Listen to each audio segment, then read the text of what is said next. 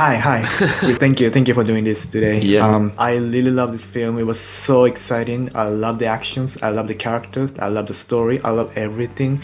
And I think I haven't seen a standalone action film like this for a while. I mean, I love the flavor of like good 90s movies such as Speed and Training Day and your movies like Bad Boys and Dialogue. Right. So do you think that people can expect to enjoy the modern version of 90s good action movies? Yeah, because I think there is a lot of modern stuff to this movie. I know exactly what you're saying with that 90s, because it feels like a real, authentic movie. It's tough. Do you know what I'm saying? It's kind of shot in a guerrilla style, but it's got some cool drone work, and it's got some inventive stuff to it. And I think because it feels authentic, it's got that pulse-pounding heart thing that keeps going and building. I think it makes it a really fun cinema experience. I've seen it with big audiences, and you see their body language, and they're all tense. And I think it's a great way to get people back to the theaters. You know, listen, you have the superhero movies. There are a lot of blue screen and this and that. This is like basically all real stunts. And it just feels more hard-hitting, you know? But it's got an emotionality to it. I'm surprised there's so many women that like this action movie, and they're like, I don't really like action movies, but I really like this movie, you know, because I think it's the female character that's really tough and cool. And I love the actions, and especially the street fighting reminds me of the Heat, you know, the Michael Mann movie, De Niro and Pacino, Val Kilmer. Did you refer to the film in the sequence? Interesting. I was just asked that question. Now, I remember Heat when I was young, and I don't necessarily watch like heist movies when I'm getting ready to do my movie, because I really try to just zone in on my movie. I put my movie in my head and I try to just imagine all the scenarios. I looked at Heat, and I remembered it like a lot more modern than it is. It's a cool movie, but it just felt older to me now. Do you know what I'm saying? It felt different in my head than when I saw it. But, you know, listen, we had 50 real LAPD officers. Those are all real SWAT. And I asked them what would go down, you know? I mean, they're like, this is how it would go down if they're starting to shoot at us. This is what we're going to do back. And, you know, because they look pretty serious in that movie. They look like no joking around. The snipers and you know, you can tell they're all real. So one of the key sequences happens in the LA River. It's an important location in the first film of Transformers where the Bumblebee gets arrested. Right. So is that your favorite location that you wanted to go back to, or did it just happen in the place? I hate shooting in LA. I grew up in LA, and the thing is, I started shooting in LA when I was 21, directing music videos, so I know every nook and cranny. Yes, it's gotten bigger. There's gotten more homeless. It's got dirtier. It's gotten just too many cars. It was during the height of the pandemic of LA, so it was a lot more empty then. But LA's got a lot of cool looks to it. I haven't been there in a long time. I love going to places around the world, shooting on the Giza pyramids or the space shuttle or whatever. I mean, you know, I like traveling around with my movies. It was kind of cool to come back to LA after I have not been there such a long time shooting. But I love your style that you shot the LA city. You know, the camera was like flying, the crows in the sky like a snake. Yeah. What was the intention with the move? It was just trying to do some new stuff that you really haven't seen in movies before. And I got these 19-year-old drone racers, you know, the guys that fly these drones, and I got them to do some crazy stuff. And they're like, we've never been asked to do this. And I said, well, I'm asking you, and I'm telling you, this is what we're going to do, and this is, you know, this is what I want you to do. And it was fun. And they're like, you want me to fly it under a car? I said, yeah. Do I get to practice? I said, no. Wow. So, we are not going to spoil anything here, but one of the most important conversations in the film takes place over online calls like we are having right now. Some people on the street wear some masks. So did the new normal of the COVID influence the making of this film or stories and something? I think a little bit. I say because we said that COVID will be here for a while, and this movie will come out, and some people will be wearing masks, some won't. I mean, if you look around some of the street, you can see some people wearing it, some not. You know, kind of like what's going on today.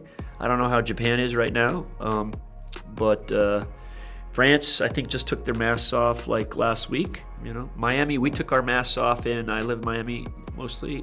We took our masks off a year and a half ago. Wow. In Japan, everybody wears a mask still. Really? Yeah. Yeah. So here's a quote that you say about making explosion scenes recently. There's a special sauce for explosions, and it's like a recipe, and it's like making a Caesar salad. And I love it because you say this, because you usually, when you compare explosions to food, I think you say steak or barbecue or at least some meat dish, but you say Caesar salad. It's an appetizer. Is it such a natural thing to make an explosions to you? No, I mean, the reason why I said salad, I don't know. It was the first thing that came to mind. Okay, Okay. but it's like. I joke around. It's like the little things, like the broken rubber glass. It's rubber that looks like broken glass, and you sprinkle it on. And like when you want explosions, you want extra debris coming out. It's all got to be fake debris, so it doesn't go through you. It can't be like a nail or anything like that. It's got to be rubberized, but it's where you put that stuff where it's going to start flying around. It's to make it reality. I've done enough explosions in my life. I've got some younger directors that I produce and whatever, and they go, look at this explosion I did. And I'm like, I didn't want to say it looks like crap, but it looks like a film school explosion, meaning like it looked fake Hollywood. It didn't have like the black or the black in the fire, and there's all these little special tricks to the sauce that makes it more realistic. Wow. Yeah, great. Thank you. And I was so lucky that I was able to watch this film in Dolby version. Oh, and wow. the sound was very, very realistic. Yeah. It put me in the middle of the battle zone. So what did you care about the sound design? Well, these guys are the guys who did Lord of the Rings. They did Transformers. They've won Oscars for their sound work, design work.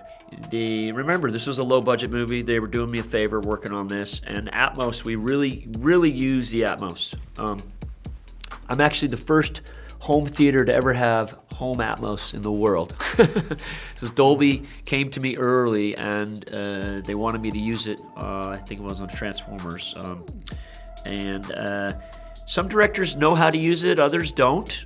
But if you really know how to use it, because it's to tell your audience, it's sound that's now on your ceiling. Okay, so you can actually roll. If you're in a plane crash, you can roll the whole cinema. You know what I'm saying? It's just sound, because you can start feeling helicopters above you. So it just feels like you're in the experience. So it's interesting how we would move music back through it, It's very interesting. So these days some filmmakers critique superhero films, and you've done some blockbuster movies like Transformers, but you have never done a superhero movie. So what is your take on that? Well, I would look at like a Transformers. I mean, Optimus Prime's sort of a superhero, but I don't want to do a superhero movie. Like, I would not be interested in doing Batman 10. Just wouldn't be interested. I wouldn't be interested in doing Spider-Man 9. It's like, if I'm going to do a movie, I want to create the language. As Ridley Scott says, the hardest thing for a director to do is to create what is the world you're creating. He said that's the single hardest thing to do. I don't want to step into George Lucas's shoes and like direct a Star Wars. I want to do my own. Yeah. So that's half the fun, creating the world as a director. Mm-hmm. But if there is a superhero out there, I'd be into it. Cool, thank you. So I've heard the story that Jake Gyllenhaal shot some scenes in this film. Is that true? No. That's a writer kind of making up a story. Basically, when you're in an ambulance, there's only so many places to put a camera, and we have cameras everywhere, and we're flying around the roads 60, 70 miles an hour, and I'm like, Jake, take this little camera, put it on your lap, try to aim it towards your face, or take this camera on your lap and hold it with your hand, and you're acting with Yaya, and it's low and it's looking at Yaya. Do you know what I'm saying? Jake, there's a shot where I want you to put the camera by your ankles and try to get it towards your face. All right, because there's no way to get an operator down there, right? So it was that. It was just like give him the camera a couple times so we can kind of get some angles that we couldn't get. Thank you very much. Thank you for your time. Thank you. Bye-bye. I'm already. Say hello to everyone in Japan. I could use some help. My wife needs this surgery. How much do you need? $231. How about more? 32 million. You are all gonna have the greatest story to tell at dinner tonight. Get out! Go! Don't shoot a cop!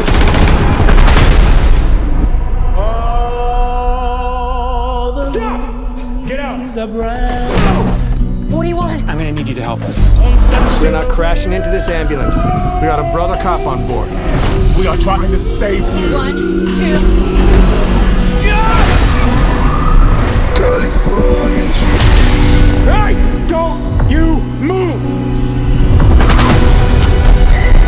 We're not the bad guys. We don't get to walk off into the sunset! I'm gonna get you back home, little brother. I'm gonna get everybody home.